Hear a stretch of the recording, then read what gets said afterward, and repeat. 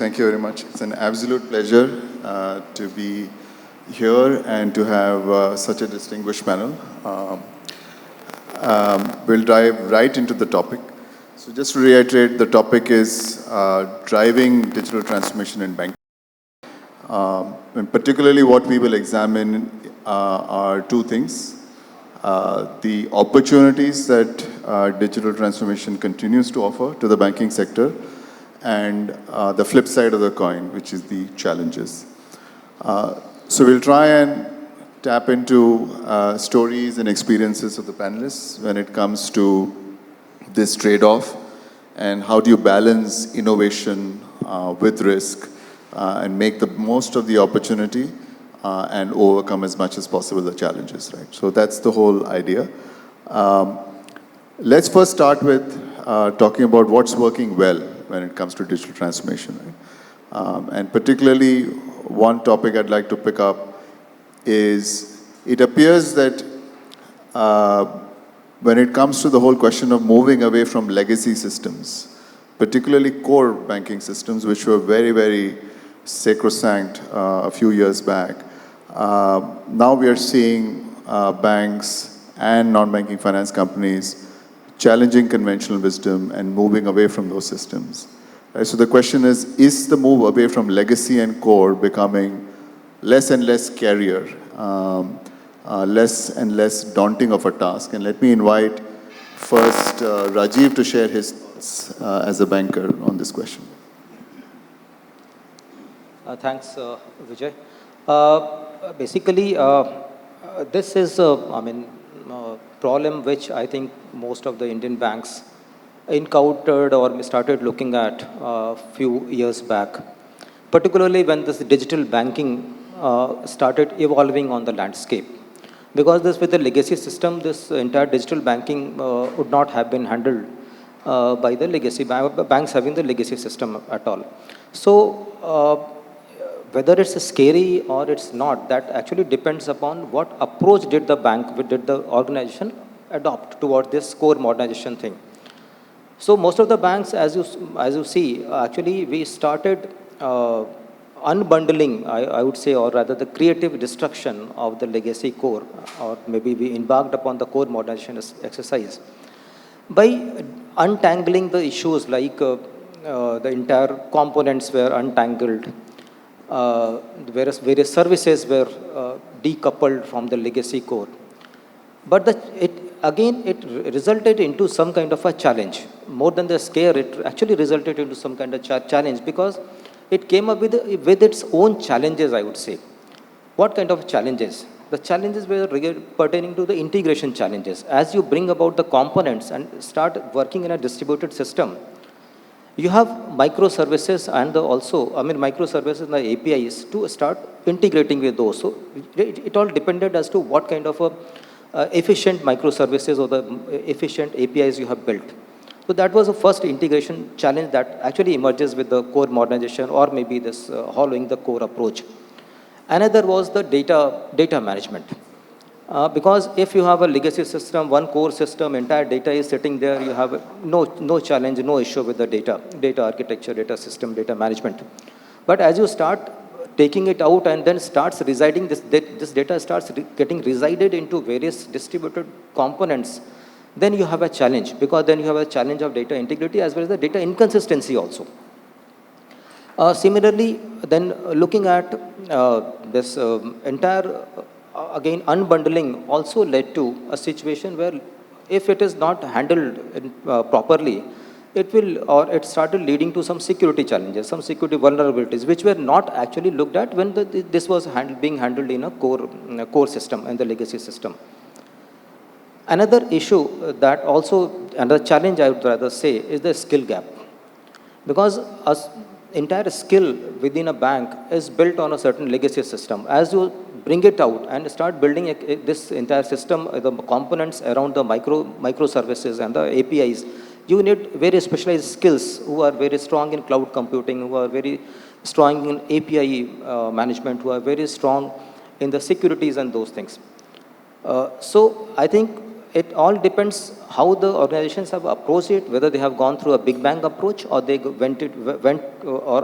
actually approached this particular challenge in a phased manner. And most of the organizations, they have gone ahead with this, carrying out this activity in a phased manner. So with proper planning, robust, I would say, implementation, and at the same time, ongoing management, actually has made this entire exercise of hollowing the core, I would say, much easier, and it has removed the actually the fear out of it. But at the same time, we need to be agile and alive to the new emerging challenges that is associated with this hollowing the core approach. Thank you. Thank you, Rajeev. Ramesh, your thoughts on moving away from legacy and cores? I think it is a problem of the will rather than the skill in my view, right? Because my entire career was built on migrating systems from anything and everything to Vision Plus, right? Citibank in a period of 6 years migrated 40 countries. Okay, and every project went on time. But two things will matter. You need to have the ability to spend, because these, whatever is said and done, there will be unknowns, new technology will change, you'll have to do it. But I think it is just that, people are so comfortable with, what they're having, it works. And then there is always a support system to do, right? I think once you move that threshold of saying that, look, people who are supporting all these things today are not going to be there, in coming months and years, and then there's an opportunity to rationalize products, there's an opportunity to give better customer service. I think this whole problem solves away, but it requires a fair bit of alignment. Might be starting from the board all the way to 3-4 levels down. And then once it can be done, is my view. Thank you, Ramesh. Sivaram, your thoughts? I'm sure you have spoken to banks about this several times. What are your experiences and observations? Firstly, thank you for the opportunity to be on this panel. So thank you to Financial Express for this. Digital transformation, has it gotten easier? At least from our standpoint as Zeta, when you think about our banks, the transformation occurs in, different stages of maturity and complexity. So digital as a business or digital as a channel. Very clearly, digital as a channel is something that has definitely become a very accepted term. So how you source your customers, how you service your customers. So as long as the physical branch being substituted by a digital branch, so to say, in a lot of facets, I think absolutely. And that's where we see a lot of things moving definitely quicker. They become mainstream even. So the debate teams of so many banks are now considered mainstream. But a lot of the focus is on turning digital as a channel. Now, when it comes to digital as a mindset, I think there is still ways to go. Has the underwriting changed? Right. Still, a lot of the lending underwriting, etc., is based on the CIBIL scores and access to the bank, etc. Fundamentally, banks have evolved from creating the entire asset book from liability base as a relationship. If a new to credit, new to bank customer shows up, the probability that they would give them the required credit, the right amount of credit, is probably very low single digits today. The underwriting is not changed. The ability to consume alternate forms of data, etc. A lot of it is being spoken about, but it's all in the innovation, experimental labs, alpha, beta territory. It's not become mainstream. When you talk about fundamentally turning policy to accept digital, KYC, right? So there is video KYC, but its success still hovers between 50 to 60%. After that, there is still a little bit of disbelief or a suspicion left around in the various corridors of a bank to say that, but I didn't see the customer. I don't really know my customer. So digital as a business requires us to change our mindset completely. I think there's still some ways to go, right? So would a bank engage in a 15,000 rupee loan or a 10,000 rupee loan? They don't need to. That's also a reason why they don't. They can afford to say 1 lakh and above is where I will deal, and they will get that business yet. And another 7-8 years, they're safe. But the fintech, the NBFC, thinks about the rate at which they will turn a 15,000 rupee loan, and they will say, I will turn it 5 times, and therefore I will make a 1 lakh. The bank doesn't yet think like that. So the mindset, so 2 parts. As a channel, I think a lot of progress has been made, and it's definitely easier and mainstream. As a business, still some ways to go. Thank you, Shivam. Richa, your thoughts? You've been involved in a lot of policy work, legal work. What has gotten easier when it comes to digital transformation? First of all, thank you so much to the Express Group. I'm a big sort of reader of Indian Express and Financial Express and contributor as well. So it's a real pleasure to participate in the events. And thank you, Vijay, for curating such a great panel and your very sort of interesting, provocative questions. Yeah, I think it might be useful to step back for half a second and just talk about the topicality of the issue. The digital economy in India is about 11% of the GDP. And the aim is that by 2030, it should be 1/5 of the GDP, and it should be $1 trillion. And I think that's going to be powered by digital banking. And I think just to use your rubric of opportunity and risk, I think there are some real opportunities there in terms of scale, access, potentially sort of customization using data. And we've seen banks deploy that quite well, including sort of some of the folks on the stage. But then there are risks with that as well. And, this is everything from things like fraud. So Sam Altman said just 2 days ago that banks are still using voice authentication as the sole means of authentication, and AI has completely upended that because it can replicate voice authentication very well. So that's really throwing a challenge for banks as well as regulators. And so as we adopt digital technology and transform banking with technology more and more, this is something we'll have to keep in mind, and this throws a challenge for regulators as well. And then, of course, there are risks like bias and exclusion and explainability and so forth, some of which we discussed sort of on the sidelines. Each of which are throwing challenges for business models, but for regulation and policy making as well. And I know we're going to drill into that a little bit later as we go down, but these are some things that have worked very well, thanks to some of our public infrastructure and, the scale of adoption by banks and financial institutions. But I think lots of risk to manage as well. Thank you, Richa. Manish, your final word. So, in addition to the panelists, they mentioned about the data being generated across Tier 1, Tier 2, Tier 3 cities. It's not only about generation, it's all about analytics also to be closer to the consumer. So for which the edge network, the edge infrastructure in terms of hosting that AI tools, the analytics becomes very imperative. So you have to be closer to the consumer so that you're not leveraging on a big scale network of residing in some XYZ location, but you have to be near to the consumer. So all these applications, security, have to be near to the consumer to a more effective use of AI. Thank you. That's a nice segue to the next question that I think might be worth considering, which is, how do you differentiate between hype and real impact when it comes to AI, right? What do you see, and Manish, we'll start with you. What do you see as real change in AI in the banking sector? And what do you see which is still in the POC stage, experiments running for months and months? Just share your thoughts. So for me, I would say BFSI is the second most evolving vertical in the industry after hyperscalers, which is going rapid digitization. And when you talk about the real-time payments, the digital enablement, the deep assessment which are happening within that BFSI business processes, it is not about just adding some additional space to create that infrastructure. It is about creating a future-ready network.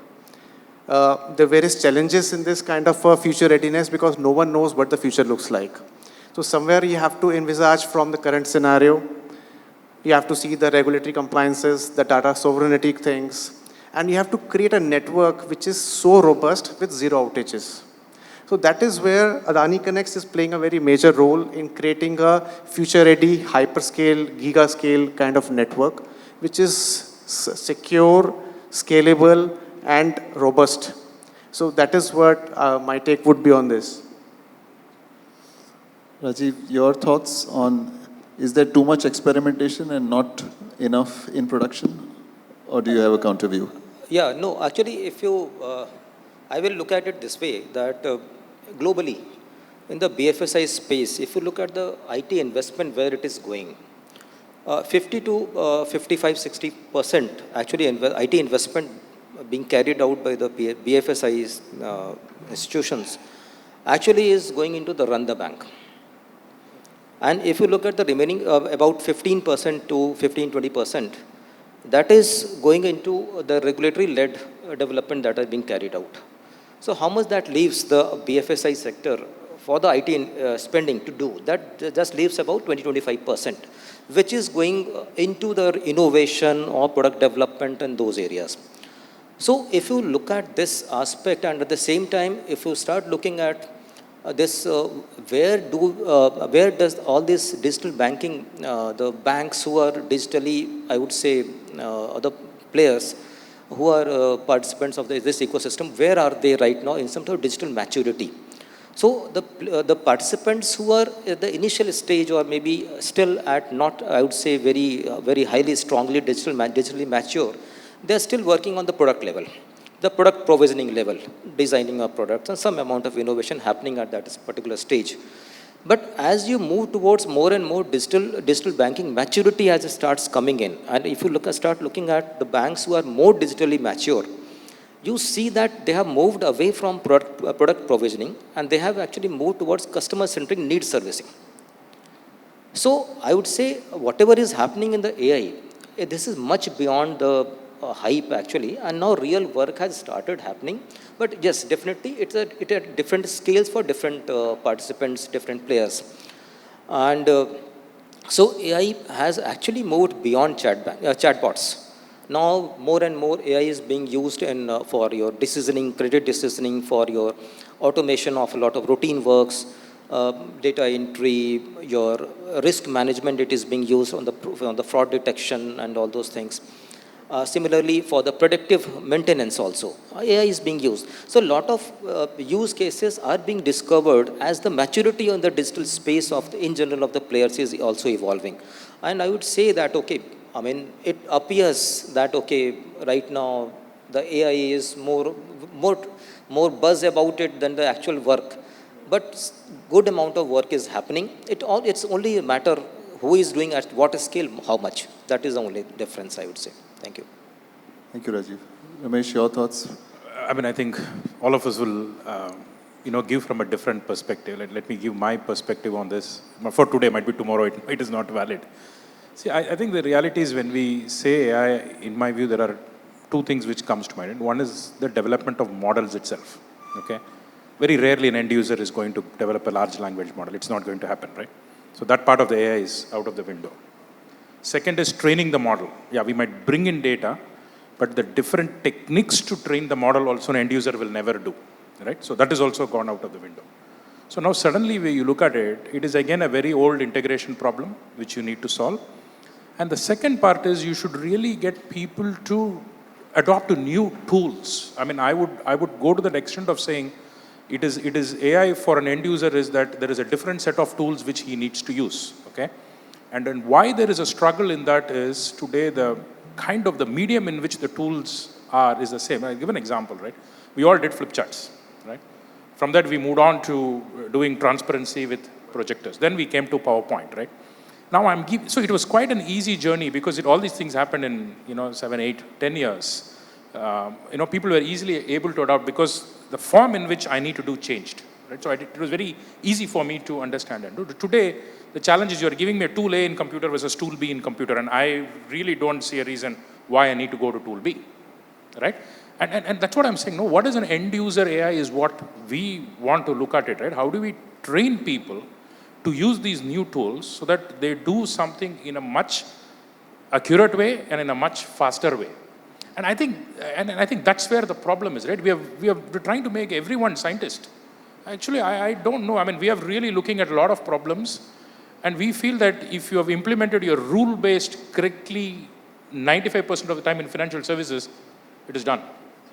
Right? So I think we need to get that clarity. I think because of it, I feel there is a challenge. But eventually, all these things is going to give, I think the reduction in time for me is the biggest thing which we are seeing. And we have done a number of projects. So we developed our own platform just to learn how this whole thing works because we didn't know what questions to ask. So now at least we know what questions to ask, even though we might not know answers. I think that's how we need to think. I think the adoption to new tools and new way of thinking is what will make AI successful. Because I think 99% of the world will not even touch real AI is my view.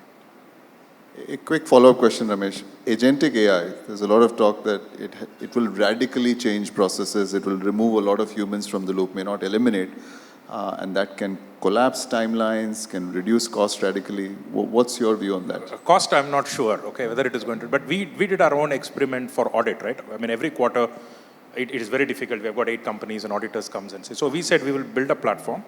The platform use very simple. Tell me all the vulnerabilities in a region, say in my production region, right? So the dialogue goes something like this. The auditor comes and says, okay, tell me all the vulnerabilities in the region. Okay? The board asks, can you upload all your documents, all your policies? Policies, regulation, we upload everything. What we realized it had the ability to go and find in which version, say, I'll just take an operating system, right? Which version of operating system I'm running? What is the latest which is available? What is the migration path for this to latest in conjunction with what it is changing? What would be the test script? What actual script? This whole thing got finished in 5 hours. Typically, it normally takes 8 people whom we take on an every quarter basis to do this, and it used to take 2 months for us. Okay? So the reduction in time is real. And you know what? This is 100% accurate. Okay? Now the only thing is the human in the loop hand shakes because he needs to press the button and says go and change it in production, right? So I think that's absolutely real. And second, specifically to agents, we were in the US looking at companies, and one company really changed our view, right? Because we said we'll have to build an agentic platform, bring all data in. They said don't do that. I'll create agents, I'll send the agents to your platform, it will go and do it, and the whole thing changes.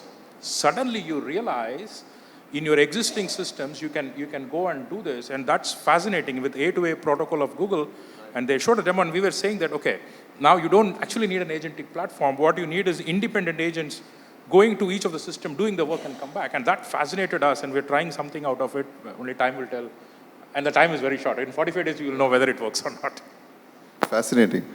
Sivaram, your experience is hype versus reality.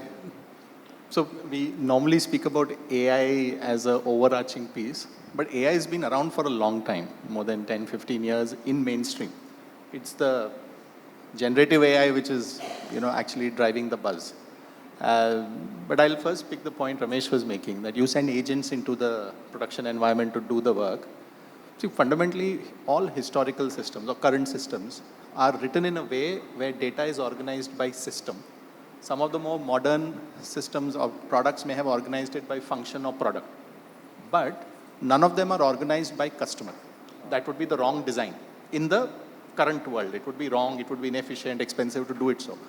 But now, if you're sending an agent in there, and Ramesh is conversing with the agent or interacting with the agent as a customer, can we absolutely guarantee, and I'm speaking in the context of banks in India and globally, which have the strictest measure of risk management, the strictest measure of being accurate. Having a problem is not good enough, right? You cannot have a problem. Now, how do we guarantee that this agent is only going to pick Ramesh's data and only talk to him about it? Let's say, as part of a joint account, Ramesh and his partner share it. How does it figure out exactly what to pick, what not to pick? So the chances are it can get it wrong. And we've been doing our experiments on this and found that every now and then, and it's less than 1%, point something, but it gets it wrong. And therefore, it's not good enough to be put in that environment. In the context of banks, the data transformation required is you have to recast your thinking and the systems, etc., to have customer-led data. So, putting it colloquially, literally a table or a cluster which says, this is Ramesh's data, that's it. And that's the one I will give access to. Because if I'm sending my agent into their environment, I have to give it access to whatever that environment is. And that environment has other people's data. So that's, I think, and there are a number of 7, 8, 10 such large deal breakers that are there in the current way. So what we have seen is almost every bank is engaging in POCs. No bank has a production system, and for good reason, where they have put it out there and saying, yes, it's working. Everyone's very hopeful that something will change because the impact is tremendous. At Zeta, we've started using Copilot integrated into our IDE, and we've seen productivity go up by 30 to 40% straight away. Importantly, all code reviews now we do it via Copilot. People are out there naked. They are not allowed to write bad code anymore. Our incident commander is an AI bot. It doesn't need rest. It knows exactly, we have 1,700 engineers in the company. It knows exactly who to go to for what. It's there in a dictionary, it's there in the playbook, but it can retrieve it. It doesn't get tired. So there are specific areas where we are seeing immense application. And with human in the loop, with things in the back office, I think we will see a very strong adoption and productivity will go up. Absolutely agree. When it comes to in the face of the customer, will you expose a chatbot to a customer directly? How do you guarantee that it's not going to say the wrong thing? I think there is still some ways. Yes, there are governance models. There are so many things everyone's doing, but it will take a while before we build our belief as a community, as a banking as a community to come to that point. For example, voice is, an AI agent can talk to you and 90% people won't know it's not a human. It's become that good. And yet, it can converse to you in any language. I can start with English, end with Hindi. That will start responding in Hindi, and so on. It can do all of that.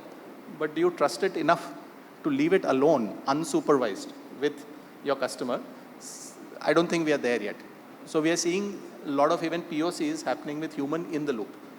At the minimum, we will see the human observing the conversation, ready to step in if something goes wrong, or being even more conservative, that let me power the human agent with the right information.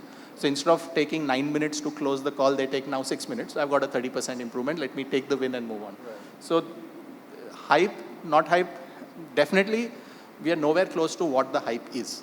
That, I think. Is there real work happening? Yes. A lot of improvements happening. As you said, 95% rule-based is enough. Or traditional AI, or even traditional ML. And it's interesting that I'm saying traditional ML. ML used to be cutting edge not too long ago, but that is enough. And that's what is actually coming into mainstream today. Gen AI probably has still more time. Time scales are collapsing. What was new today will be traditional, conventional a quarter from now. Richa, your thoughts, your experiences of what's hype and what is real? Absolutely. Very quickly, I think, first of all, I'm very glad you asked that question because it's very easy to get swept up in the hype. And I think I'll bring a slightly tempered view to this as well, because I think there are some ways in which AI is still underwhelming us. And I think there are some ways in which, it has a lot of potential and could do a lot better, particularly in financial services. And, the note of caution I'd throw particularly is when we used AI for anything related to decision making. I think Mr. Prasad also talked about potentially using AI for credit decisions. I think there is a real risk there. And I think, in the legal, regulatory, ethical world, we have a concept of a right to a human decision. So particularly sort of with credit decisions, we want to make sure that there are no exclusion errors, and we want to have, as you were saying, a human in the loop. So I think that's important. There's also kind of, we briefly touched upon the risk of fraud and others. So those are, AI is keeping up with human ingenuity in terms of, fraud and bad actors and so forth. But by the same token, and I've been in some conversations with regulators where they have used AI, very, very well. So SEBI has been using AI for the last year or so to review their offer documents, for instance. And so, they will use that to say, this is a disclosure you made a few years or months ago, but it's not in your offer document. Where is it? So things like that. RBI is using it in some of their regulatory processes as well. Yesterday there was an article about the IT department using it to see the number of times you've logged in, how many times have you accessed your AIS, etc., to clamp down on tax evasion and so forth. So I think that's a real opportunity. But I would just say let's have a tempered tempered view. Thank you, Richa. No talk of AI is complete without AI infrastructure. Manish, you're at the forefront of building that. Your thoughts on challenges and the energy implications, and how are you tackling that?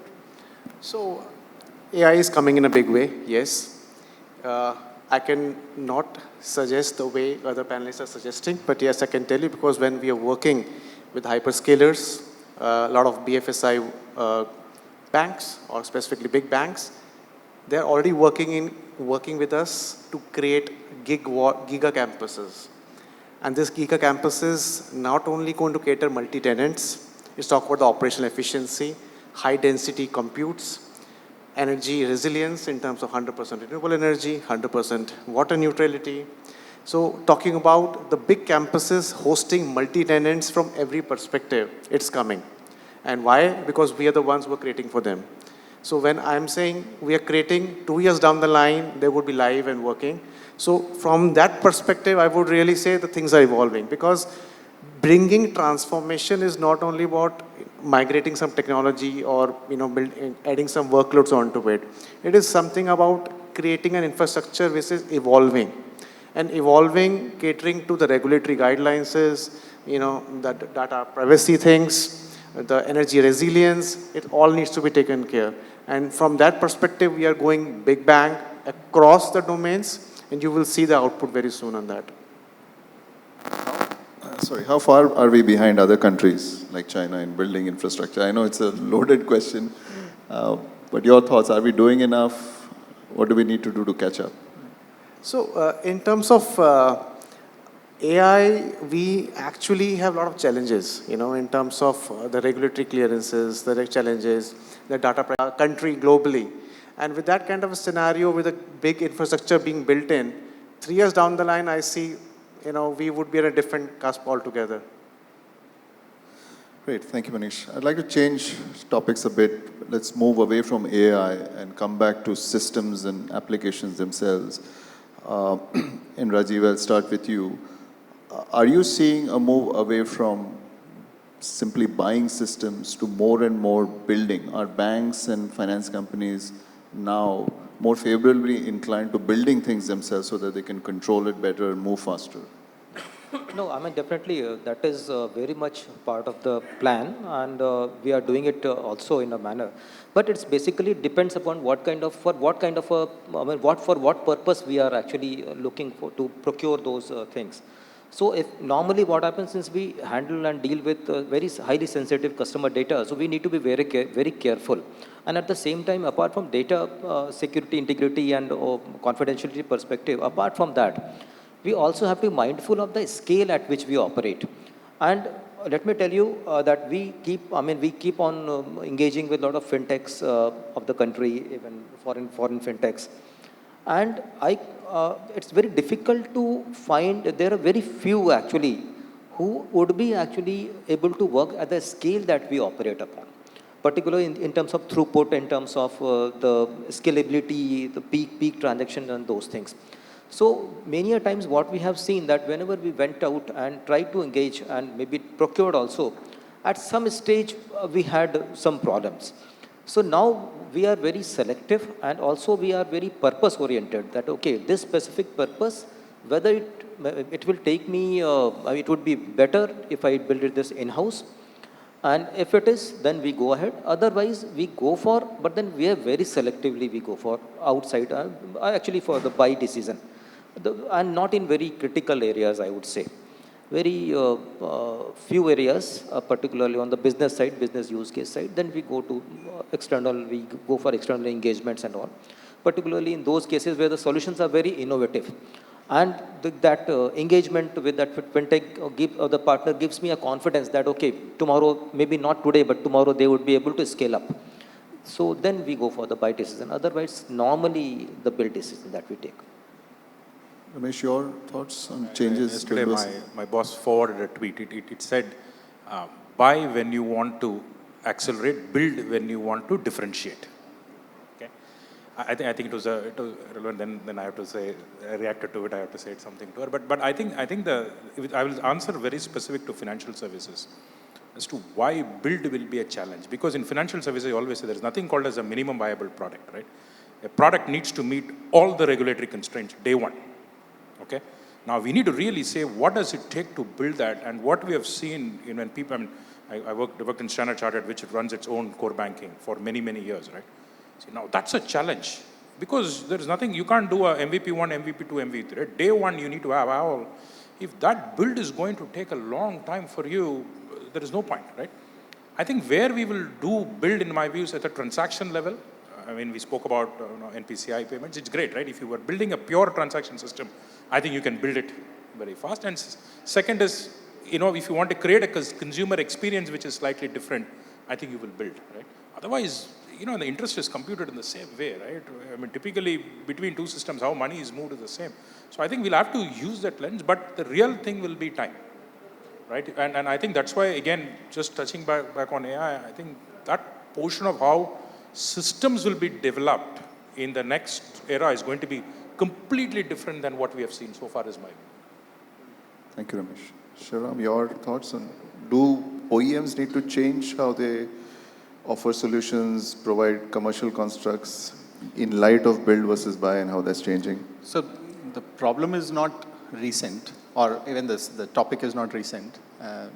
And every enterprise system, starting from SAP to a Finacle or banks or Vision Plus or TCS Prime, any enterprise grade system has started as a solution, working closely with a customer, and then grown out of it. I mean, banks came out of SBI.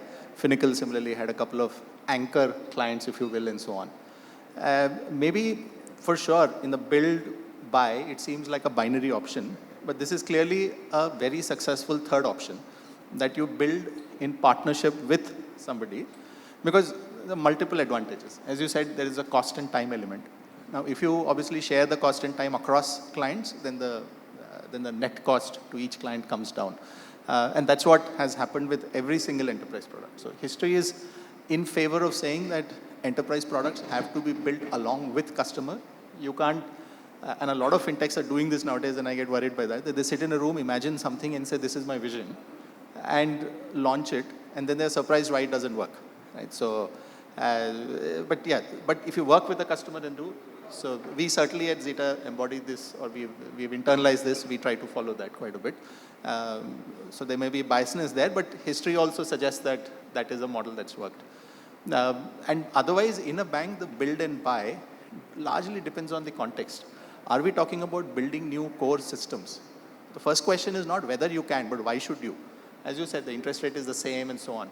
If there's a very big problem and you're not getting the solution, do so. Otherwise, as long as your core layer is configurable, as long as it has the right interfaces, be it API or file structures, events, etc. Now you build, where do you differentiate? Do you differentiate there or do you differentiate on the experience? So the DBAT teams certainly are building a lot of experiences in banks. Now whether they do it in collaboration, partnership or by themselves is a tactical point, but that's the point of differentiation. What is the difference in experience? Ultimately, if you issue a savings account, you are required to issue a savings account only of a certain type. That's the regulation of the land, and not India, the world over. So why would you, so the why is not answered for build across on the core systems. Probably you should buy, but maybe collaboration works best. We are certainly seeing a lot of traction on the collaboration element, where so that it also, the change we have to make is not see ourselves as a vendor, but see ourselves as a strategic partner. Now the word, I know we say partner, vendor partner, all that too easily, but strategic partner means I have to put real skin, flesh, organs on the table to make it work.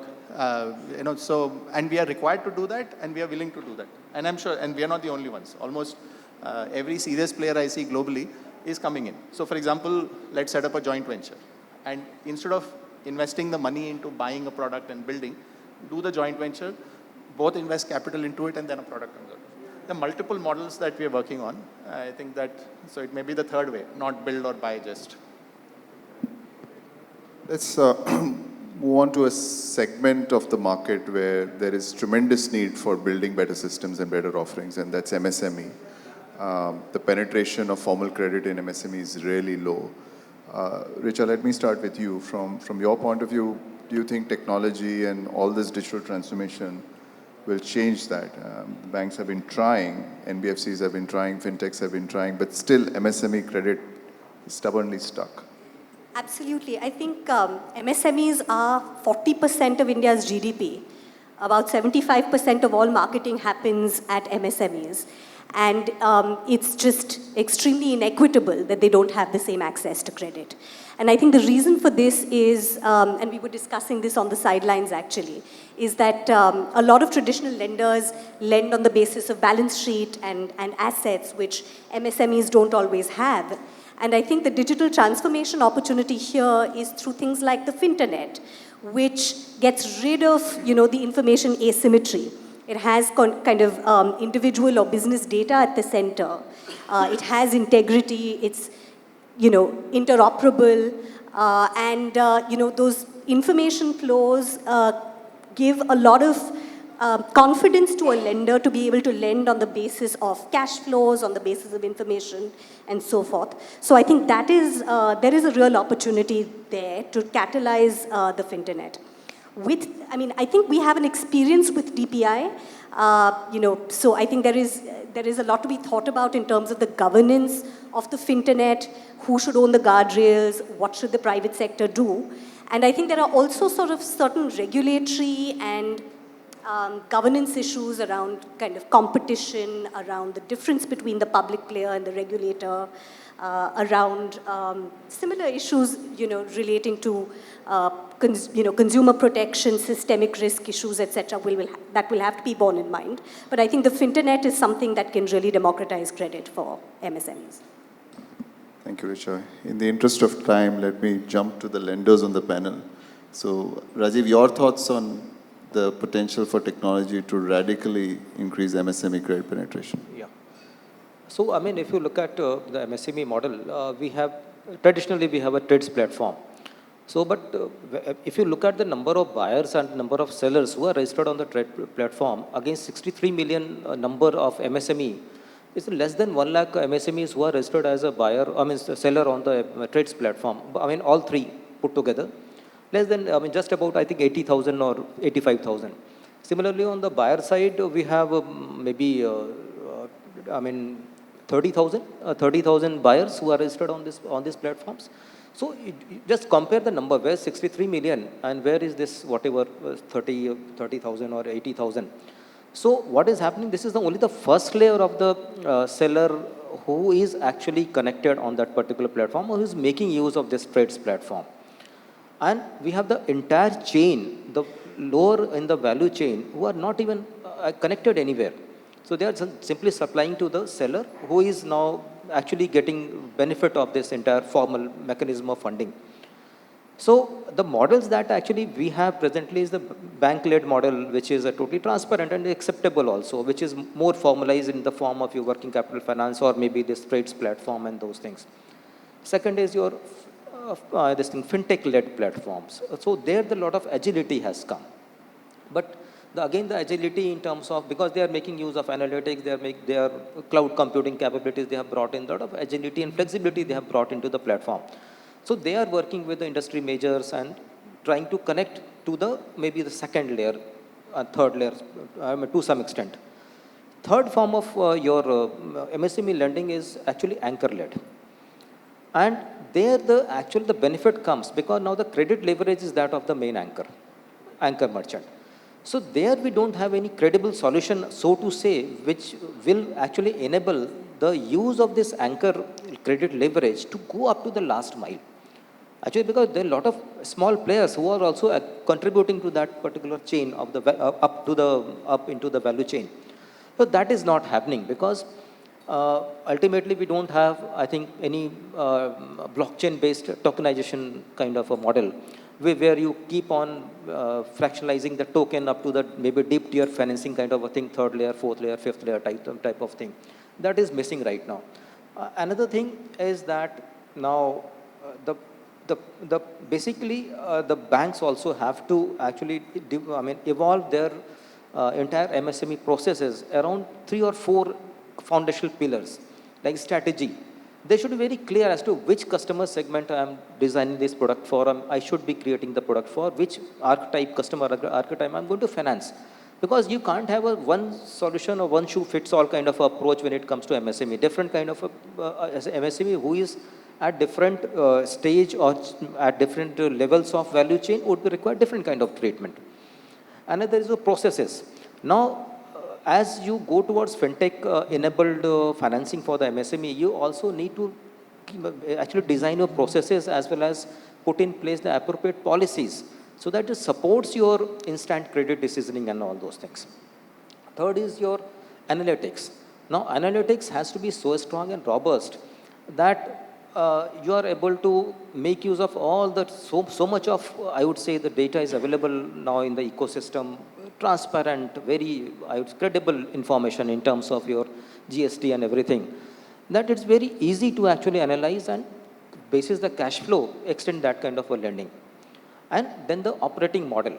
So if if banks are able to solve for and address these 4 key issues which surround this MSME and able to address the up to the last mile, I think that is the way going forward. Great, sir. Now, there's a lot of consumption lending. I think the positive side of MSME lending, it actually adds to production capacity and creates economic value. So very critical issue. I know we are 2 minutes over time, but I'd like to invite the panel members to give one closing remark, maybe 10 to 15 seconds each. Manish, we can start with you. If you were to crystal ball gaze 5 years out, how do you think the banking sector would look different compared to today? So the difference which I perceive would be something like predictively scalable kind of a system, because no one can envisage the technology and the future of it, and somewhere resilience at scale. So that's how this BFSI vertical should be, from now and 5 years later down the line. Thank you. Rajeev? Yeah.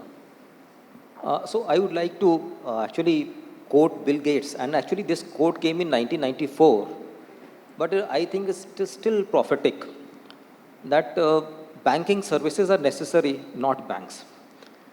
So let us see, because the way things are evolving around analytics, around a lot of new technologies which are bringing about a lot of agility into the system. Even today, what you see, the NPCI, the payment space, 36 of the payment space is with the NPCI, UPI, And you just need a bank account. You don't need any bank to actually do that payment transaction. So I think this is how things are going to evolve. I think in my view it will be far more accurate, far more resilient. And I think customer will finally come to the center of this whole thing.